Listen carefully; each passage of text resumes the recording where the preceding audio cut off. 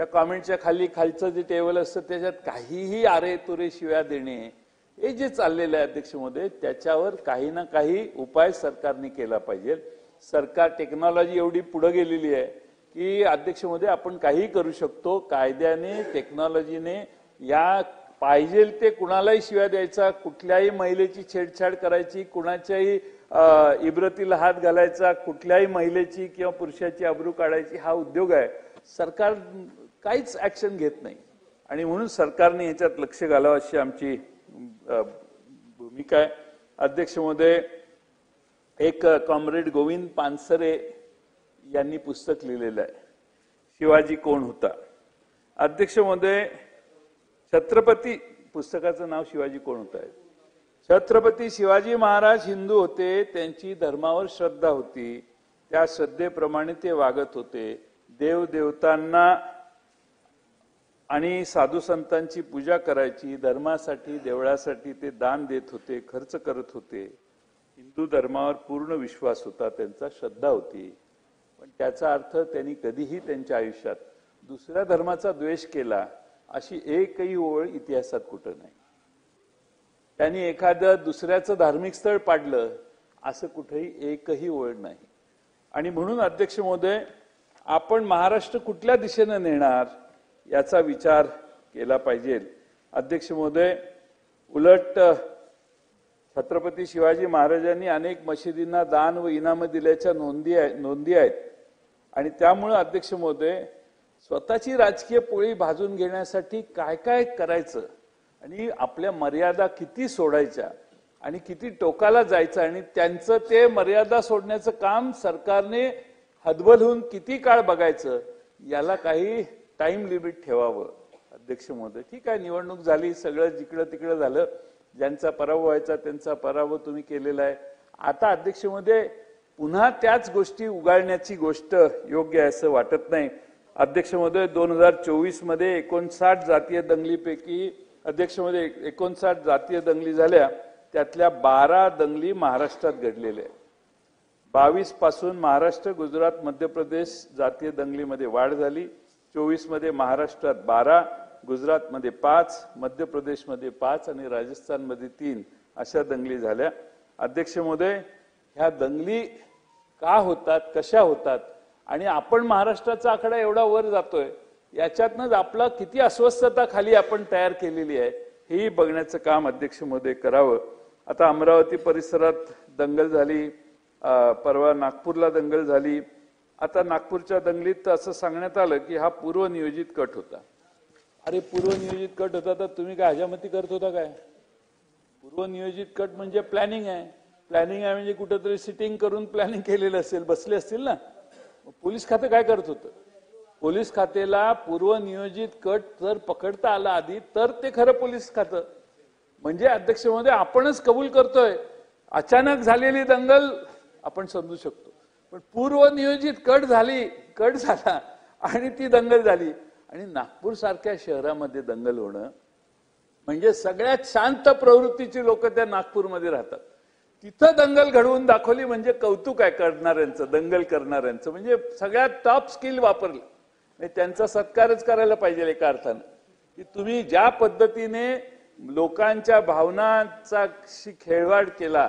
म्हणून सरकारने अशा गोष्टीकडे जास्त ठामपणाने बघितलं पाहिजे. सरकारला चालतंय असा एक इनडायरेक्टली सटली मेसेज जातोय, कारण सरकारमध्ये बसलेले लोक देखील अचानक वेगवेगळ्या भावना भूमिका घेतात आणि लोकांना असं वाटायला लागतं अरे हे वरनच आपल्याला लायसन्स आहे याचं.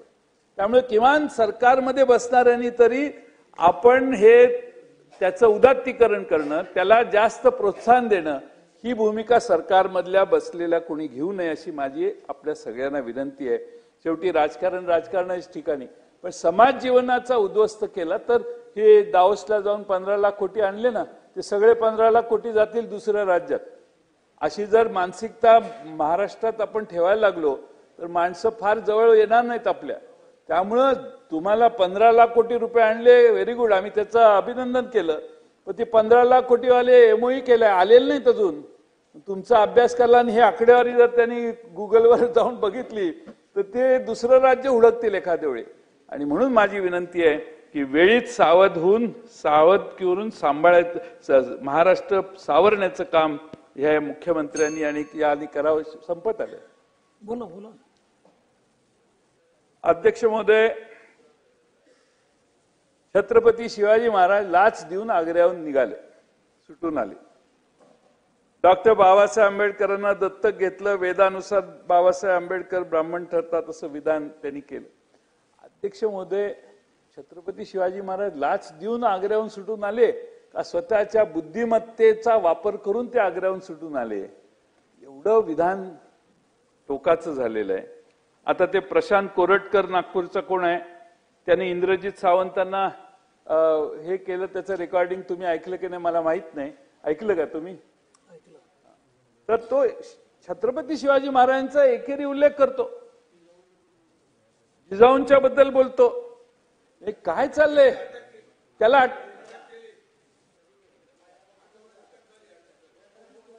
तुम्ही दोघांनी केली? कधी कधी कधी केलं? पाटील साहेब बोला, आपण बोला. अध्यक्ष महोदय, सभासदांनी व्हॉट्सअपवर बघितलं असेल तर अटकेचं ड्रीम अनेकांना आहे महाराष्ट्रात. त्यांनी एखाद्या वेळ टाकलं असेल आणि ते सांगत असतील. अटक झाली तर सरकारने सांगावं, पण इतका उशीर का लागला? कोर्टाने केस लावली का? बर, त्याने झक मारल्यावर त्याला प्रोटेक्शन का दिलं सरकारने? त्याने छत्रपती शिवाजी महाराजांचा कोरटकरांनी अपमान केल्यावर इतक्या वाईट पद्धतीने बोलल्यावर त्याला 10-20 जणांचं संरक्षण. काय चाललंय काय राज्यात, महाराष्ट्रात? अशा माणसाला संरक्षण म्हणजे सरकारला काय अभिप्रेत आहे हे पुन्हा एकदा तुम्ही इंडिकेट करताय. हा माझा मूळ मुद्दा आहे. अध्यक्ष महोदय, प्रोटेक्शन हा विषय, कुणाला प्रोटेक्शन? किती 4-4 गाड्या आपल्या सरकारशी संबंधित नावं घेतली की परत कोणतरी म्हणेल सभागृहात नाहीये, त्यांचं कसं नाव घेतात? ज्यांचा सभागृहाशी काही संबंध नाही त्यांच्या पुढं 5 गाड्या, मागं 5 गाड्या. अध्यक्ष महोदय, एकेकाला प्रोटेक्शन किती? मग तुम्ही आता उठून सांगाल की ते खाजगी प्रोटेक्शन आहे. आम्हाला काय माहिती खाजगी का खोटं? एखादा माणूस एवढे गुंड घेऊन फिरतो असा त्याचा अर्थ झाला. आयदर सरकारचं प्रोटेक्शन आहे किंवा सरकारच्या मान्यतेने तो ते काय ते बाउन्सर घेऊन फिरतो. बाउन्सर घेऊन फिरायचा कुणाला अधिकार आहे? काय आहे? किती आहे? अध्यक्ष महोदय, त्यामुळं सरकारने त्याकडे बघण्याची गरज आहे. अध्यक्ष महोदय, या ठिकाणी मी आपल्याला या ठिकाणी एवढंच विनंती करेन की छत्रपती शिवाजी महाराजांनी आता आज कोणीतरी ते कॉमेडियनने काहीतरी कविता वगैरे म्हटली, त्याच्यावर केस झाली. पण लोकांनी मागणी करून त्या छत्रपती शिवाजी महाराजांचा अपमान करणारे सोलापूरकर आणि ह्या सगळ्यांच्यावर केसेस होत नव्हत्या. फार कष्टाने जीवावर आल्यावर त्या कोरटकरवर केस झाली असेल, कोर्टाने नाकारलं म्हणून. अध्यक्ष म्हणजे सरकार काय करतंय? त्या कॉमेडियनवर लगेच गुन्हा. पण अध्यक्ष मध्ये आता महाराष्ट्रात इथं राज्यपाल छत्रपती शिवाजी महाराजांच्या बद्दल, महात्मा फुलेंच्या बद्दल असे बरेच लोक आमच्या महापुरुषांच्यावर, सत्पुरुषांच्यावर बोलले. तो अपमान चालतो, काय प्रॉब्लेम नाही. पण अध्यक्ष महोदय, तो कोण कॉमेडियन आहे त्यानं काय सध्याच्या प्रचलित नेत्यांच्यावर बोललं तर लगेच केस. अध्यक्ष महोदय, आणि म्हणून सरकारने छत्रपती शिवाजी महाराजांच्यावर मागच्या 3 वर्षात जे बोलले त्या सगळ्यांच्यावर, आमच्या महापुरुषांवर, संत पुरुषांवर जे भूमिका ज्यांनी मांडली त्यांच्यावर केसेस, FIR दाखल करायची घोषणा त्यांनी आज करावी आणि उद्या सकाळपर्यंत सगळ्यांच्यावर घोषणा FIR दाखल करून दाखवाव्यात आणि त्याची अध्यक्ष महोदय ताबडतोब हे करावं अशी माझी त्यांना विनंती आहे, ऍक्शन घ्यावी. अध्यक्ष महोदय, भ्रष्टाचार शेवटचे 3च मुद्दे आहेत. MIDC मध्ये एक महाव्यवस्थापक विधी पदावर कार्य करणारी एक महिला आहे. लॉ फर्मची बिलं काढण्यासाठी तिने 35% मागितले. ते नकार दिल्यावर ही महिला जी कोणी आहे ती महिला त्या लॉ फर्मच्या भागीदाराच्या घरात घुसली. 2,20,000 रुपये तिने घेतले आणि सही केलेले चेक जबरदस्तीने घेऊन गेले. त्यावर एसीबी कडे चर्चा झाली, उद्योग सचिवांच्याकडे चर्चा झाली, नो चर्चा त्याच्यावर। एमआयडीसीने त्यांना कारणे दाखवा नोटीस दिली, तिचं उत्तरही तिने दिलं नाही। पण एमआयडीसीने अध्यक्ष महोदय एमआयडीसीच्या प्रशासनाने स्मरणपत्रही काढलं, नोटीसीला स्मरणपत्र काढलं अध्यक्ष महोदय। आणि अध्यक्ष महोदय त्या भ्रष्ट अधिकाऱ्याला पाठीमागे घालण्याचं काम आज अध्यक्ष महोदय आपल्या सरकारकडून होतंय। आणि हो हो हो अध्यक्ष महोदय, माझी आपणाला विनंती आहे की या निमित्ताने आपल्या राज्यातल्या मी आता काही मंत्र्यांची रेड कार्ड जाहीर झाले मधल्या गोष्टीत, आता शेवटचे 2च मुद्दे राहिले ते मी मांडतो। अध्यक्ष महोदय, ठाण्यातील घोडबंदर मार्गाला समांतर खाडी किनारा मार्ग MMRDA मार्फत उभा करण्यात येतोय। कंत्राट एका वादग्रस्त कंपनीला देण्यात आलंय, ठीक आहे। कंत्राट वाटप करण्यापूर्वी खरं म्हणजे सागरी किनारा नियमन कायदा, संरक्षण विभाग, पर्यावरण विभाग यांच्या परवानग्या घेण्यात यायला पाहिजे होत्या। यांच्या कुणाच्या परवानग्या न घेता अध्यक्ष महोदय जमीन पण अजून ताब्यात नाहीये, तरी टेंडर देऊन टाकलं, कंत्राटाचं वाटप करून टाकलं। आचारसंहिता लागण्याच्या आधीच हा निर्णय घेतला। अध्यक्ष महोदय, का झालं, कशासाठी सगळे नियम डावलून कॉन्ट्रॅक्ट देण्याची गडबड विधानसभेच्या आधी का झाली, याचा खुलासा मुख्यमंत्री महोदयांनी आपल्या भाषणात करावा। अध्यक्ष, तेच मुंबई महानगरपालिकेत झालं। पत्ता भूसंपादन ताब्यात नसताना जमीन कोट्यावधीचे कंत्राट वाटली गेली। हजारो कोटींची कंत्राटे नियमबाह्यरित्या निविदा किमतीपेक्षा जास्त रकमेने वाटप करण्यात आली। वर्सोवा भाईंदर 23 किलोमीटरची किनारपट्टी अधिग्रहण जमिनीचा हात न घेता, परवानग्या न घेता मगाशी सांगितलेल्या त्याचं वाटप महानगरपालिकेने घेतलं। हजारो कोटीची कंत्राटे नियमबाह्यरित्या निविदा किमतीपेक्षा जास्त रकमेने घाई गडबडीने का वाटप केली, कोणी फार आग्रह केला होता काय, कोण वाट बघत होतं ते रस्त्याच्या वरून जाण्यासाठी? अध्यक्ष महोदय, फार फार फार मोठा घोटाळा चालू आहे अध्यक्ष महोदय। आणि काम कुणाला? Mega engineering, Navayuga engineering, Afcons, जे कुमार, ठाकूर इन्फ्रा, ऍपको, या 4-5 खेळातच हे सगळे रस्त्याचा खेळ चालू आहे अध्यक्ष महोदय। आणि म्हणून अध्यक्ष महोदय, आपण स्वतः लक्ष घालावं। आपण मंत्री होता त्यामुळे तुम्हाला हे सगळं माहित असेल असं मला खात्री आहे, आणि त्यामुळे तुम्ही याच्यात लक्ष घातलं।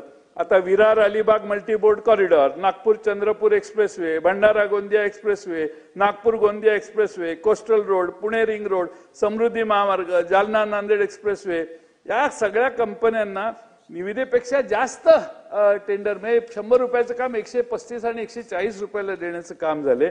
आणि या सगळ्या बऱ्याचशा कामात वाटप करायच्या आधी भूमी अधिग्रहण न करता, पर्यावरण विभागाच्या परवानग्या न घेता झाले।